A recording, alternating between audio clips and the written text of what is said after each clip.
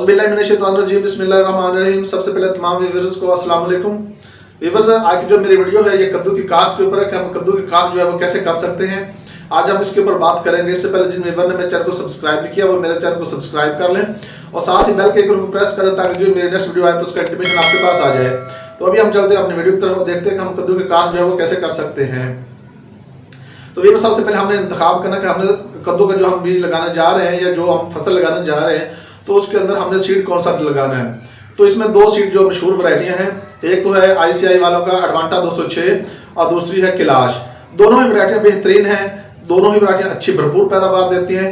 तो आप इसके अलावा और भी कोई हाइब्रिड किस्म हो जो कि अच्छी पैदावार देने वाली हो तो आप उसका इंतखाब कर सकते हैं। अगर आपको दोनों वैरायटी में से कोई वैरायटी भी नहीं मिल रही तो आप कोई और जो हाइब्रिड किस्म की वैरायटी हो वो लगा सकते हैं। किसी भी कंपनी की बेहतरीन सीड जो है मार्केट में सर्च करके आप वो लगा सकते हैं।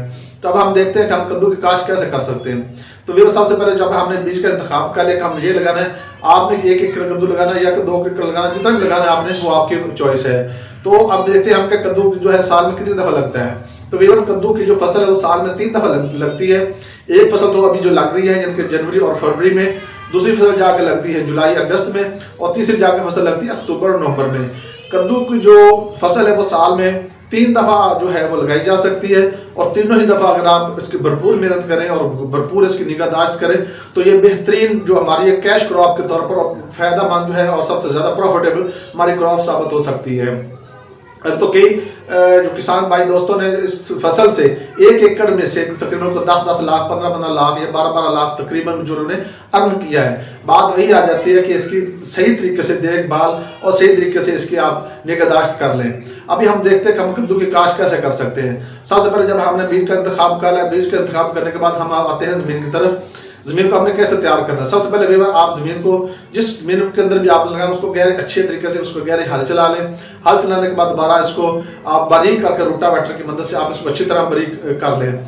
अगर आपको कलर यानी कि रूढ़ी जिसे हम कहते हैं अगर वो आपको मिल जाते तो ज़्यादा बेहतर है। उसके अंदर को 2-4 ट्राले जो अंदर आप कलर फेंक लें ताकि उसके अंदर अच्छी तरीके से वो जज़ब हो जाए और उसकी जो ताकत है और वो साफ जो हमारी खाद होगी उससे जो है हमारी फसल भरपूर जो है वो हो।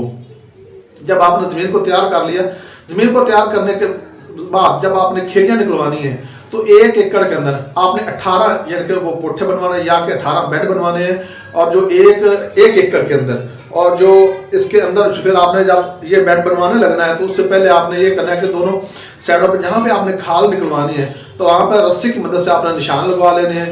तो वो जो निशान यानी कि इतनी अगर हिस्से में आपकी खाल आनी है ना तो एक इस साइड पे आपकी वो रस्सी आ जाए, एक इस साइड पे रस्सी आ जाए, तो रस्सी की वजह से आपने निशान लगाना है कि इतनी हिस्से के अंदर जो है ना वो हमारी खाली आनी है।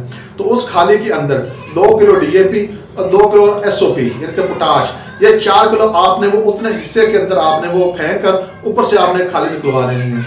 तो इस तरीके से आपके तकरीबन कोई 1 एकड़ के अंदर 18 खालियां बनेंगी, 18 आपके बेड बनेंगे। तो इस तरीके से आपने इसके बेड बनवा लेने हैं। खाद ऑलरेडी आपकी DAP और SOP इनके पोटाश वो आपने नीचे डाल के ऊपर से खालियां निकलवा देनी है। उसके बाद जब आपने इसको पानी लगाना है, पानी लगाने के बाद आपने 15-15 इंच के फासले पर इसके चौके लगा देने हैं। चौके भी आपने 2-2 सीड लगाने हैं। अगर खुदा खासा एक सीड आपका नहीं उगता तो दूसरा उगाएगा। तकरीबन 50 ग्राम सीड जो है एक खाली के ऊपर लगाना है। तो इस तरीके से तकरीबन व्यूअर कोई आपका 900 ग्राम जो है वो सीड लगेगा, तकरीबन कोई 1 kg। आप एक्स्ट्रा बीज में रखें, कोई 1 से 1.5 kg जो है आप अपने पास बीज रखें। अगर कोई चौके आपके नहीं होंगे तो आप वो जो है जो आपके पास एक्स्ट्रा बीज होगा तो वो उनके अंदर आप जो आपके गैप्स होंगे तो उनको आप फिल कर सकते हैं। एक तो है प्रोसेस ये, लेकिन ये वाला प्रोसेस और इस तरीके से काश्त आपने जनवरी के एंड पे और फरवरी के शुरू में करनी है। ये तो होगा तरीका कि डायरेक्ट सामने सीड से कैसे काश्त करना है। अब हम देखते हैं व्यूअर कि अगर हमने घर में अगर इसकी नर्सरी लगानी है या हमने घर में इसकी पनीरी तैयार करनी है तो वो हम कैसे कर सकते हैं। तो आपको व्यूअर सब पता होगा कि ये हमारे करीबन कहीं भी ये नर्सरी वाले होते हैं तो ये शॉपरिया में छोटे-छोटे शॉपरिया के अंदर सीड लगा के उसकी जर्मिनेशन करवा लेते हैं। तो आप बिल्कुल ऐसे ही जो है छोटी शॉपरियाँ किसी भी प्लास्टिक वाले, जहाँ से आपको शॉपर वगैरह इजीली हर सिटी में, हर कोने वगैरह में, हर जगह पे जो ये शॉपर वाले होंगे, तो आप उनसे पता करके कि मैंने छोटी शॉपरी लेनी है, वो आप छोटी शॉपरी ले लें। छोटी शॉपरी में आप भल और मट्टी को मिक्स करके वो जो महलूल वो जो मिक्सर बनेगा उसको शॉपरी के अंदर भर के एक एक सीड एक एक शॉपरी के अंदर आप लगा के एक ही जगह पे काफी सारी शॉपरियां जो होंगी वो सारी रख के आपने हर शॉपरी को नीचे से पेंदे से थोड़ा सा सुराख कर देना है, ताकि जितना भी आप ऊपर से उसको उसकी इरिगेशन करें या उसको पानी दें तो वो नीचे से रास्ता रहे, ऐसा ना हो कि वो अंदर ही रहे तो उसकी जड़ खराब हो जाएगी। आपने शॉपरी को नीचे से सुराख हल्का सा करके उसके अंदर आपने भल वगैरह या मिट्टी वो डाल के ऊपर से एक एक सीड लगा के उसको बिल्कुल प्लास्टिक के नए शॉपर से, ना कि पुराने शॉपर, नए शॉपर लेके उसको आपने मुकम्मल ऊपर से ढांप देना है। जब आप ये इस तरीके से उसको ढांप देंगे और वक्तन फक्तन उसको आप देखते रहना कि जब उसकी पानी की उसको जरूरत हो उसको आप पानी वक्फे से छापर उतार के देते रहें। तो जब आपके वो जर्मिनेट हो जाएगा सीड, जब आप तो उसके बाद आपने देखना कि अभी जब कोहर का ये जो है मौसम वो ख़त्म हो जाए, मसलन कि मिड फरवरी हो जाए या शुरू फरवरी में ही आपकी वो बेलें तकरीबन कोई रेडी होंगी, तो आप उस वक्त उन ही शॉपरियों को उठा के ले जाना है। आपने एक ब्लेड ले लेना है, एक साइड पे शॉपरी को आपने मारना है, तो आपकी जो शॉपरी होगी वो सेपरेट हो जाएगी। सिर्फ आपका वो मिट्टी का जो खड्डा होगा जिसे हम पंजाबी में कहते हैं वो वाला जाके आपने किसी चीज़ से जहाँ पे आपने आगे ट्रांसप्लांट करना है अपनी इस नर्सरी को, वो ज़मीन आपकी रेडी हो, आप वहाँ पर थोड़ा सा किसी चीज़ से सुराख करें और वो जो आपका वो गमला होगा वो आपने उसके अंदर रखते जाना है। तो इस तरीके से आपकी नर्सरी आपके घर में, आपके जिनके डेरे पे, जहाँ कहीं भी आप तैयार करना चाहें तो आपकी नर्सरी आप उधर तैयार कर सकते हैं। और आगे जब आप मौसम साजगार हो, जिनका आपको फील हो कि ये अच्छा मौसम है, तो उस वक्त आप इसकी नर्सरी को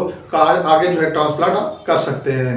तीसरा ऑप्शन हमारे पास आ जाता है कि हमने अगर लो टनल में उगाना है तो भी हमने यही सारा प्रैक्टिकली यही तौर पर सारा प्रोसेस करना है। सिर्फ उसके ऊपर ये होगा कि आपने ऊपर अभी अगर आप लोगों ने कद्दू काश्त करना है तो भी आप लगा के उसके ऊपर छोटी टनल लगा दें, यानी कि बांस के स्टिक से आप उसको लगा लें, या आप सरिया की मदद से जो सरिया के वो एंगल बनवा के उससे आप छोटी लो टनल के अंदर भी ऐसे लगा सकते हैं। लेकिन लो टनल के अंदर भी ऐसे उगाने के लिए आपको सबसे पहले वो खालियाँ वगैरह, जैसे मैंने पहले हमने डिस्कस किया है कि हमने उसको खाद जैसे डालनी, बिल्कुल वो सारा प्रोसेस आपने वही करना है। अब यहाँ पे आकर अगर आपने लो टनल के अंदर उगाना है तो आपने उसके ऊपर जहाँ पे आपने सीड लगाना है तो उसके ऊपर आपने मल्चिंग शीट जो है वो मल्चिंग शीट डालने के बाद ऊपर सुराख कर लेने 15-15 इंच के फासले पर, और फिर उनके अंदर आपने सीड लगा देना है और ऊपर जो है आपने शॉपर से उसको ढांप देना है। तो उसको मुकम्मल तौर पर नए शॉपर से ऐसे ढांपना ताकि उसके अंदर हिद्दत बनी रहे, यानी कि हीट बनी रहे।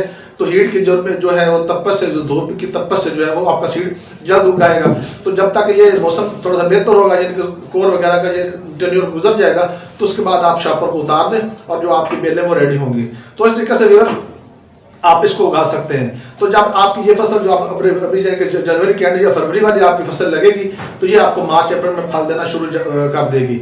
इवन जब भी आपने भरपूर फसल लेनी है अगर आपने, तो आपको कोशिश करनी चाहिए कि हर तुड़ाई, क्योंकि इसकी तुड़ाई तो हर रोज होती है, तकरीबन हर 8 दिन बाद आपने कोशिश करनी कि इसको एक बोरी नाइट्रोफास के साथ तो तकरीबन 10-15 kg जो है SOP, ये आपने हर 8 दिन बाद इसको फ्लड करते रहना है। उससे एक तो आपकी फसल भरपूर रहेगी, सरसब्ज रहेगी, और साथ आपने दूसरी जो खाद वगैरह के साथ साथ दूसरी जो इसको बीमारियां पड़ती हैं उनका भी खास ख्याल रखना और टाइम टू टाइम इसको स्प्रे करते रहना है।